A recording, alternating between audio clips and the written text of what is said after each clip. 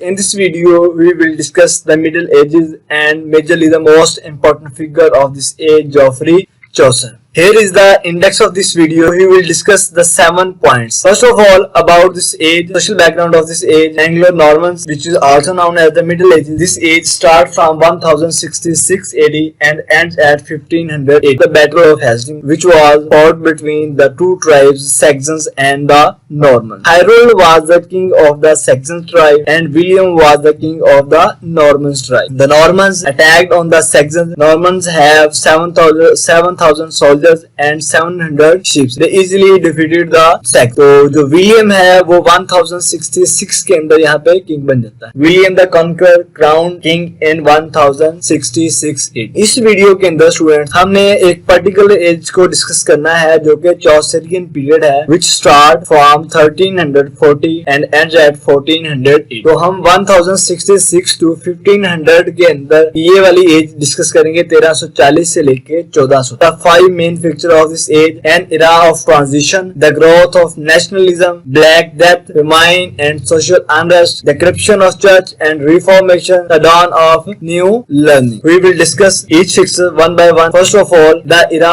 of transition. Students, इस property को, इस फिक्चर्स को डिस्कस करने से पहले आपको पता होना चाहिए कि ट्रांजिशन क्या है. Student, transition is a process, is a period which change from one state to another state. तो जो ट्रांजिशन होती है स्टूडेंट, ये जब एक चीज एक स्टेट से किसी दूसरी स्टेट के अंदर चेंज होती है तो उसका जो ड्यूरेशन होता है, जो उसका इंटरवल होता है, उसको हम ट्रांजिशन कहते हैं. तो इधर हम ट्रांजिशन किन एजेस के दरमियान पढ़ रहे हैं? Change from the medieval to the modern age. Students, हमने देखा पहले ओल्ड एजेस थी, ओल्ड एजेस से बाद में मिडिल एजेस आती है और मिडिल एजेस से आगे मॉडर्न एजेस आती है. तो मिडिल एजेस हमारे पास हैं वो 1066 से स्टार्ट होती हैं और 1500 तक जाती है, और जो मॉडर्न एजेस है उसके बाद स्टार्ट होती हैं. तो स्टूडेंट, हमने देखना है कि मिडिल एजेस और मॉडर्न एजेस के दरमियान ट्रांजिशन फेज कौन सा है. तो जो यहाँ पे ट्रांजिशन फेज है वो हमारे पास स्टूडेंट्स चौसरियन पीरियड आ जाता है, जो कि 1340 से स्टार्ट होता है और 1400 तक जाता है. Students, Chaucer was born in the tumultuous period of the social, religious and political change. जो चौसर है स्टूडेंट्स, इस एरा ऑफ ट्रांजिशन के अंदर पैदा होता है जिसमें सोशली, रिलीजियसली एंड पॉलिटिकली बहुत ज्यादा हंगामा यानी इमरजेंसी सिचुएशन टाइप सूरत हाल होती है. तो इसमें the spirit and the romantic idealism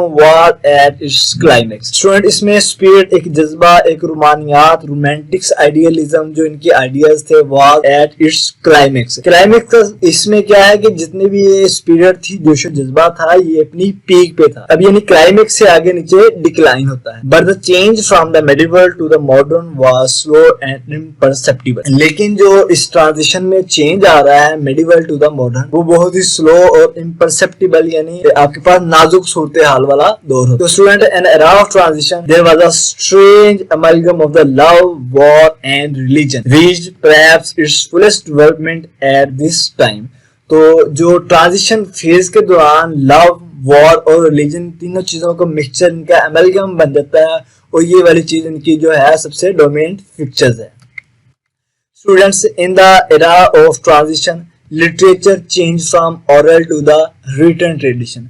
students, old ages के अंदर जितना भी लिटरेचर था वो सारा का सारा ओरल होता था, यानी रिटन का कोई कॉन्सेप्ट नहीं था. जब यहाँ पे नॉर्मन्स आते हैं तो जो रिटन ट्रेडिशन है वो यहाँ पे लेके आते हैं. और जो ये एरा ऑफ ट्रांजिशन है चौसरियन पीरियड, इसमें स्टूडेंट्स हमारे पास जो लिटरेचर है वो ओरल टू रिटन में चले जाता है, यानी अब जितना भी लिटरेचर है उसको रिटन फॉर्म में लिखा जाता है. Second one is the focus shifted from the text to the reader. पहले ये होता था कि जो टेक्स्ट लिखा जाता था, जो पोइट्री, ये जो भी यानी लिटरेचर के उस पे फोकस किया जाता था, उसको इम्पोर्टेंस दी जाती है. लेकिन इस एज के अंदर आके focus shifted from text to the reader. तो जो टेक्स्ट है उससे नहीं बल्कि जो पढ़ने वाला है उस टेक्स्ट को, उसको इम्पोर्टेंस देना शुरू होगी. जो आपकी इंटेंशन है वो रीडर पे चलेगी. Reader was given more importance than the writer, यानी जो रीडर पढ़ने वाला है उसको ज्यादा इंपॉर्टेंस दी जाती थी राइटर की बदौलत.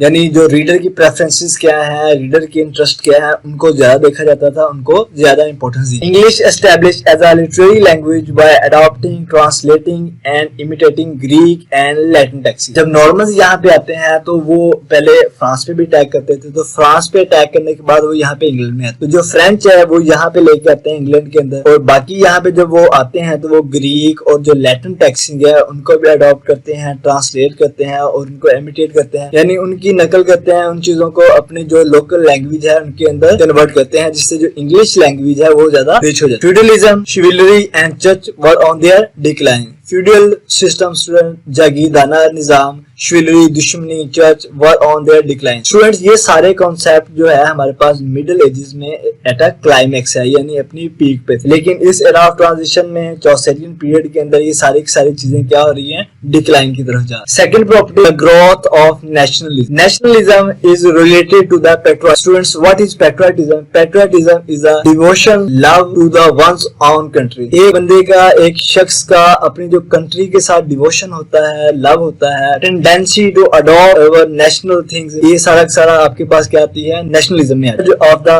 नेशनल स्पिरिट, एक कौमी जज्बा उभारा जाता है इस एज के अंदर, जो कौमी जज्बा है उसको बूस्ट मिलता है। The age was remarkable for the growth of national spirit, nationalism. There was a striking awareness of the unity of the customs, temperaments and the language. Student nationalism में आपके पास आपकी जितनी भी कस्टम, आपकी नॉर्म्स, आपकी values, आपकी फोक, जितनी भी आपकी सारी चीजें हैं, आप उनके साथ प्यार करते हैं, आपकी एक डिवोशन हो जाती है, उसके साथ आप एक सिंसेरिटी आ जाती है। तो ये सारे के सारे कॉन्सेप्ट नेशनलिज्म में आ जाते हैं। तो इस एज के अंदर जो नेशनलिज्म है, नेशनल स्पिरिट है, उसको एक बूस्ट मिलता है। French and English amalgamated to form the standard English. French जो कि नॉर्मन्स यहाँ पे लेके आते हैं, फ्रेंच और इंग्लिश आपस में मिलती है, जो कि ओल्ड इंग्लिश है, एक standard English. Now the influence of the church was on the wane. जो चर्च है स्टूडेंट्स, उसकी पहले बहुत ज्यादा पावर थी ओल्ड एजेस के अंदर। It is a seat of prestige and power, but in this age it was on the wane, यानी अपने इन्हदाम की तरफ जा रही है। Political, intellectual and spiritual influence had diminishing. जो सियासी तौर पे आपके पास स्पिरिचुअल रूहानी इन्फ्लुएंसेस है चर्च के, वो सारे के सारे खत्म होना शुरू हो जाते हैं। But in the reign of John clergy, what is clergy? Clergy is a religious leader. Students, John clergy एक रिलीजियस लीडर है। इसके दौर में फिर भी कुछ ना कुछ एक नेशनल जो कॉन्शियसनेस था पाया जाता है, यानी लेजिस्लेशन है वो वर्क कर रही होती है यहाँ पर। स्टूडेंट्स, थर्ड इसकी प्रॉपर्टी इस एज की है, जो फिक्चर है, black death, famine and social unrest. Students, an epoch of natural calamities. Students, इस एज के अंदर, इस एरा के अंदर जो नेचुरल कैलेमिटीज है, जो नेचुरल डिजास्टर्स हैं, वो इंग्लैंड में बहुत ज्यादा। Natural calamities increase suffering of the common people. Black death plague, जो कि 1348 से 49 के अंदर 1348 to 49, एक साल के अंदर ये ब्लैक डेथ की जो है वो स्प्रेड हो जाती है, वो फैल जाती है। Followed by the famine wiped out 1/3 population of the England. Student, जो कहत है और ब्लैक डेथ है, ये आपकी दो चीजें हैं। ये 1/3 पॉपुलेशन ऑफ इंग्लैंड इससे खत्म हो जाती है। ब्लैक डेथ बहुत तेजी से फैलती है, ये पूरे साल के अंदर रहती है, तो 1/3 पॉपुलेशन की इससे खत्म हो जाती है। उसके बाद स्टूडेंट्स, हमारे पास जो फेमाइन है, फेमाइन, भूख, कहत, ये सारी की सारी चीजें इस एरा के अंदर, इसमें हमारे पास जितने भी है एक टुमेल्टियस पीरियड है, इमरजेंसी सिचुएशन है।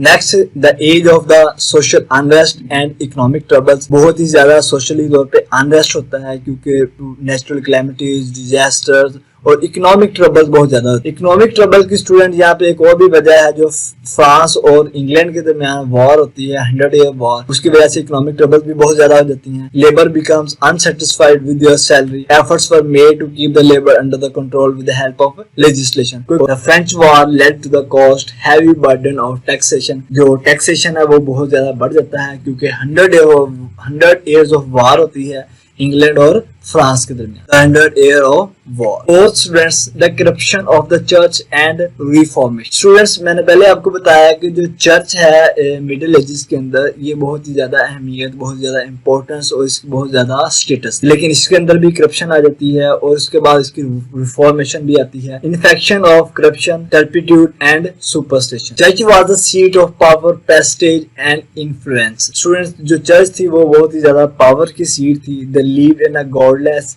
And worldly ways in wealth and luxury. Clergy हैं, उनके रिलीजियस लीडर्स हैं, वो बहुत ही दुनियावी अंदाज में आ जाते हैं, जो मजहबी रसूमात को छोड़ देते हैं, यानी अपनी ऐशो-इशरत में चले जाते हैं। क्लर्जी वो इग्नोरेंट एंड केयरलेस, वो जाल हैं, बेपरवाह होते हैं, उनकी कोई खास जो वर्थ है उनकी आहिस्ता आहिस्ता खत्म होना शुरू हो जाती है। Superstitions became the social evils. John Wycliffe बहुत ही ज्यादा इंपॉर्टेंट फिगर है इस एज के अंदर। John Wycliffe is known as the morning star for the Reformation. यानी समझा जाता है कि जो रिफॉर्मेशन का प्रोसेस स्टार होता है ये यही करते हैं और इनको मॉर्निंग स्टार कहा जाता है। Who challenge the authority of the Catholic Church। Students, Christianity में दो तरह के सेक्ट होते हैं, एक जो है आपके पास कैथोलिक्स है और एक प्रोटेस्टेंट्स है। कैथोलिक चर्च थे वो पावर के अंदर थे, तो उनको ये चैलेंज करते हैं, उनकी अथॉरिटी को चैलेंज करते हैं और बहुत सारी रिफॉर्मेशन करते हैं।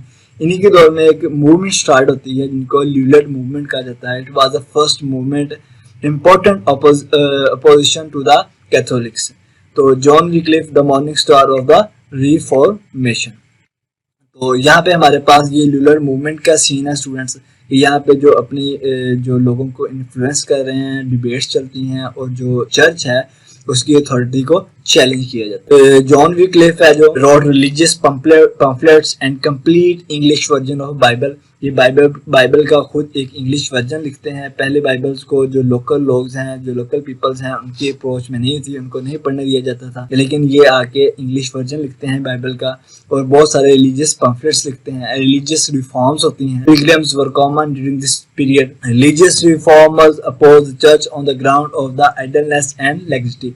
जो उनकी सुस्ती, काहली और जो उनकी इग्नोरेंस है, उनकी बेस पे जो चर्च है उसको अपोज किया जाता है। फिफ्थ इसकी कैरेक्टरिस्टिक्स है the dawn of new learning. The spirit of the new learning begins. Students, आगे जो मॉडर्न एजेस हमारे पास रीएनेसेंस पीरियड स्टार्ट होता है। इस एज के बाद हमारे पास एलिजाबेथन पीरियड होता है। उस पीरियड से पहले एक स्पिरिट आ जाती है न्यू लर्निंग की। In the age of Chaucer the medieval habits and traditions still in practice. Students, Chaucer के पीरियड के अंदर जो मेडिवल हैबिट्स हैं, जो मिडिल एजेस की ट्रेडिशंस है, वो कुछ ना कुछ प्रैक्टिस में होती हैं। यानी एक अचानक ये नहीं होता कि आप सारी की सारी आपकी जितनी भी वहाँ पे कैरेक्टरिस्टिक्स है वो सारा का सारा खत्म हो जाए। वो स्टिल कुछ ना कुछ प्रैक्टिस में होता है। The study of the literature of the classical antiquity. जो पिछली चीजें हैं, पिछले मैनर्स हैं, नॉर्म्स हैं, वैल्यूज हैं, उनको भी पढ़ा जाता था। Not for only art but for the moral ideas of the ancient Greeks and जो ग्रीक्स है और रोम्स है, इनको बहुत ज्यादा पढ़ा जाता था। एंशिएंट ग्रीक्स को पढ़ा जाता था, इनको मॉरल आइडियाज के लिए पढ़ा जाता। ठीक है। Their work were influenced by the humanism. Humanism means human needs and values are more important than the religious beliefs. और द नीड और द डिजायर, जो इंसान की नीड्स और डिजायर्स हैं, जो ह्यूमन नीड्स एंड डिजायर, उनको रिलीजियस नीड एंड डिजायर से ज्यादा इंपॉर्टेंस दी जाती थी। The sense of beauty, the delight in life and the secular spirit in comes in practice. People love ancient Greek philosophers and their philosophy. Students, during this age, England passed through the journey of the medievalism and comes to the beginning of the modern world. जो medieval age है, जो आपके पास middle ages है, उससे modern ages के दरमियान एक journey है ये वाला age. It was the word of the medieval, also the word of coming renaissance excited by the new idea. तो जो Chaucerian period है, medieval ages, उसके साथ भी लिंक है और जो आगे इस एज के बाद रिनेसांस आएगा उसके साथ भी ये लिंक है। तो अभी नेक्स्ट हम स्टार्ट करेंगे the Geoffrey Chaucer. Watch the second part of this video for complete Geoffrey Chaucer.